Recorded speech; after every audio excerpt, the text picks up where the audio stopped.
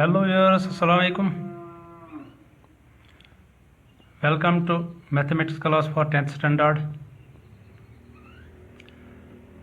So we are dealing with coordinate geometry, and within this unit we are going to learn something more about the distance formula.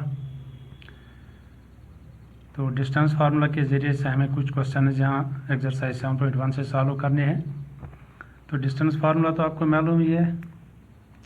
Distance formula के ज़रिए से हम कोई भी दो point जो होंगे उनके बीच में डिस्टेंस मालूम कर सकते हैं अगर हमें उनके कोऑर्डिनेट्स मालूम होंगे। जैसे यहाँ पर P और Q दो पॉइंट्स हैं जिनके कोऑर्डिनेट x1 y1 और x2 y2 हैं, तो हम PQ डिस्टेंस मालूम कर सकते हैं using this formula x2 minus x1 whole square plus y2 minus y1 whole square square root इसका। तो इस तरह से PQ डिस्टेंस किसके बराबर है? Square root of x2 minus x1 whole square plus y2 minus y1 whole square, जहाँ पर x1 और y1 P के कोऑर्डिनेट्स हैं और x2 और y2 Q के कोऑर्डिनेट्स हैं। तो इसी तरह हम क्वेश्चन नंबर 6 यहाँ पर करेंगे। क्वेश्चन है name the type of quadrilateral formed if any by the following points and give reasons for your answer। यहाँ पर 4 पॉइंट्स दिए गए हैं हर एक पार्ट के अंदर। हमें बताना है कि इन 4 पॉइंट्स को ज्वाइन करके क्या कोई क्वाड्रिलेटरल बन सकती है। अगर बन सकती है तो वो क्वाड्रिलेटरल किस टाइप का है, क्योंकि टाइप्स ऑफ क्वाड्रिलेटरल आपको पहले ही मालूम है। जैसे स्क्वायर होता है, रेक्टेंगल होता है, पैरेललोग्राम होता है, रोम्बस होता है और भी बहुत होते हैं, ट्रेपेजियम होता है। तो हमें बताना है कि अगर क्वाड्रिलेटरल बनती है तो कौन से टाइप की क्वाड्रिलेटरल इससे बनती है। तो यहाँ पर पहले पार्ट में हमें जो 4 पॉइंट्स हैं वो है, एक पॉइंट है उसके कोऑर्डिनेट है -1 -2, दूसरा पॉइंट है 1 0, तीसरा पॉइंट है -1 2 और चौथा पॉइंट है -3 0। हमें बताना है कि अगर हम इन पॉइंट्स को ज्वाइन करेंगे तो क्या कोई क्वाड्रिलेटरल बन सकती है। अगर बन सकती है तो उस किस किस्म की क्वाड्रिलेटरल होगी। Let A -1 -2, B 1 0, C -1 2 and D -3 0 be the 4 points। हमने इन 4 पॉइंट्स के नाम रखे A, B, C और D। तो let's find the distance between pairs of these points using distance formula. हम इन पॉइंट्स के बीच में डिस्टेंस मालूम करेंगे पेयर्स के हिसाब से, तो डिस्टेंस फार्मूला यूज़ करेंगे।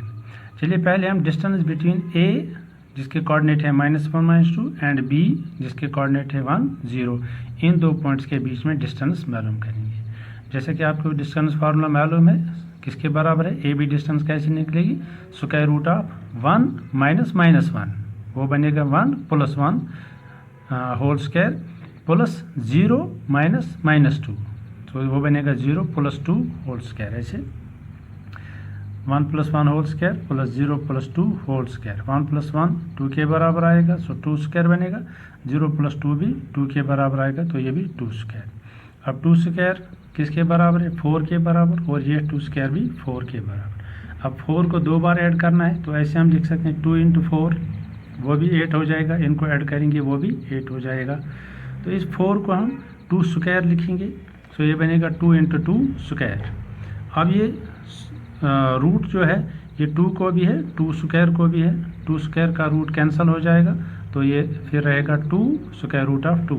ये 2 स्क्वायर रूट के अंदर रहेगा और ये 2 स्क्वायर इससे बाहर आ जाएगा क्योंकि इसका रूट कैंसिल हो जाएगा। तो इस तरह से हमने मालूम किया जो AB डिस्टेंस है, ये AB डिस्टेंस 2√2 के बराबर आ गई। इसी तरह से हम distance between B 1 0 and C -1 2 निकालेंगे। BC डिस्टेंस तो कैसे निकलेगी? -1 -1 whole square plus 2 - 0 whole square, इसका square root. -1 -1 whole square plus 2 - 0 whole square, so -1 - 2 के बराबर आएगा। 2 - 0 2 के बराबर आएगा। -2 का स्क्वायर निकालेंगे 4 के बराबर आएगा। 2 का स्क्वायर भी 4 के बराबर आएगा। फिर यहाँ पर 2 बार 4 को ऐड करना है, तो इसको हम लिखेंगे 2 × 4। इस 4 को 2 स्क्वायर बनाएंगे, तो इस 2 स्क्वायर का रूट कैंसिल हो जाएगा, तो ये बनेगा 2√2। इस तरह से जो BC डिस्टेंस ये है ये भी कितनी आ गई? 2√2 के बराबर। अब distance between C -1 2 and D -3 0 निकालेंगे सी डी डिस्टेंस। तो ये क्या कैसे निकलेगी, -3 -1 होल स्क्वायर, और यहाँ आएगा y की जगह 0 -2 होल स्क्वायर। तो यहाँ देखेंगे C D is equal to square root of -3 + 1 whole square plus 0 -2 whole square. -3 + 1 ये -2 के बराबर आएगा, सो -2 स्क्वायर, 0 -2 के बराबर है, तो ये आ गया -2 होल स्क्वायर। -2 स्क्वायर 4 के बराबर आएगा, ये -2 स्क्वायर भी 4 के बराबर आएगा। तो फिर यहाँ पर 2 बार 4 को ऐड करना है, 2 × 4 लिखेंगे। इस 4 को 2 स्क्वायर से चेंज करेंगे तो 2 स्क्वायर का रूट कैंसिल हो जाएगा, तो ये रहेगा 2√2। इस तरह से जो ये सी डी डिस्टेंस हमने निकाली, ये भी कितना आ गई हमारे पास, 2√2।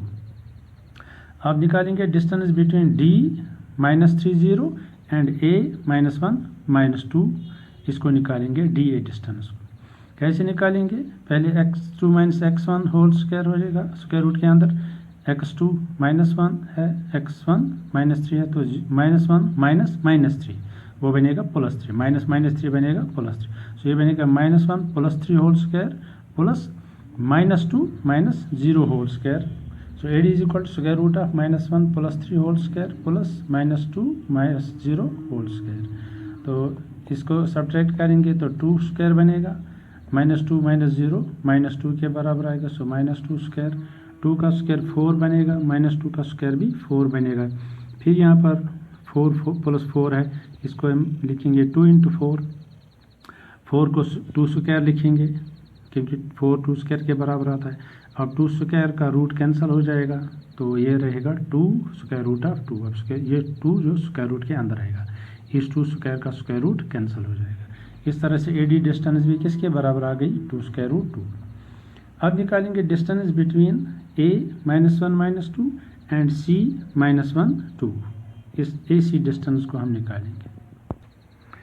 अब देखिए AC डिस्टेंस कैसे निकलेगी, इसको सबसे -1 -1 होल स्क्वायर, और यहाँ आएगा y की जगह 2 -2, वो बनेगा 2 + 2 whole square. So is equal to -1 + 1 whole square, तो ये बनेगा 2 + 2 होल स्क्वायर। यहाँ फिर देखिए कैसे आएगा, -1 -1 वो बनेगा +1 होल स्क्वायर। इस तरह से ये बनेगा 2 -2, सो बनेगा +2 + 2 होल स्क्वायर। तो ये 0 बन जाएगा, -1 + 1 0 बन जाएगा, 2 + 2 4 आ जाएगा, तो 4 स्क्वायर का स्क्वायर रूट कैंसिल हो जाएगा, तो इस तरह से ये 4 के बराबर रहेगा। तो AC जो है ये डिस्टेंस 4 के बराबर आ गया। अब निकालेंगे डिस्टेंस बिटवीन B जिसके कोऑर्डिनेट 1 0 है और D जिसके कोऑर्डिनेट -3 0 है। ये कैसे निकलेगी, BD is equal to square root of -3 -1 whole square plus 0 -0 whole square. तो देखिए यहाँ पर -3 -1 whole square plus 0 -0 whole square, -3 -1 -4 के बराबर आएगा, तो ये 0 बन जाएगा, कैंसिल हो जाएगा। तो -4 का स्क्वायर 16 के बराबर आ जाएगा, 16 को हम 4 स्क्वायर लिख सकते हैं, स्क्वायर रूट कैंसिल हो जाएगा, तो ये 4 के बराबर है। इस तरह जो BD है ये भी किसके बराबर आ गया, 4 के बराबर।